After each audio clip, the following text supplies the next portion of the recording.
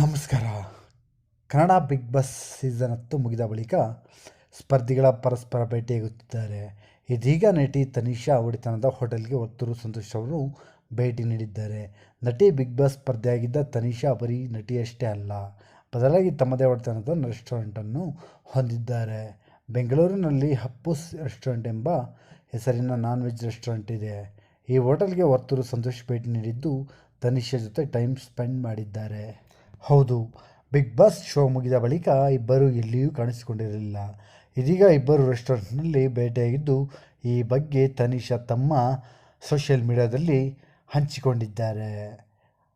ಇನ್ನು ಇದೇ ಫೋಟೋ ತೆಗೆದು ತನಿಷಾ ಫ್ಯಾನ್ಸ್ ಪೇಜ್ನಲ್ಲಿ ಅಪ್ಲೋಡ್ ಮಾಡಿದ್ದು, ಜೋಡಿ ಚೆನ್ನಾಗಿದೆ, ಮದುವೆ ಯಾವಾಗ ದೃಷ್ಟಿ ತೆಗೆಸಿಕೊಳ್ಳಿ, ಗುಡ್ ನ್ಯೂಸ್ ಯಾವಾಗ ಕೊಡ್ತೀರಾ, ಮದುವೆ ಊಟ ಯಾವಾಗ ಅಂತೆಲ್ಲ ಕಮೆಂಟ್ಸ್ ಕೂಡ ಮಾಡುತ್ತಿದ್ದಾರೆ. ಹೌದು ಸ್ನೇಹಿತರೆ, ಈ ಒಂದು ವಿಡಿಯೋ ಇಷ್ಟ ಆದಲ್ಲಿ ದಯವಿಟ್ಟು ನಮ್ಮ ಚಾನಲ್ನ ಸಬ್ಸ್ಕ್ರೈಬ್ ಮಾಡಿ, ಲೈಕ್ ಮಾಡಿ, ಶೇರ್ ಮಾಡಿ ಅಂತ ಹೇಳ್ತಾ ನೆಕ್ಸ್ಟ್ ವಿಡಿಯೋ ಸಿಗೋಣ. ನಮಸ್ಕಾರ.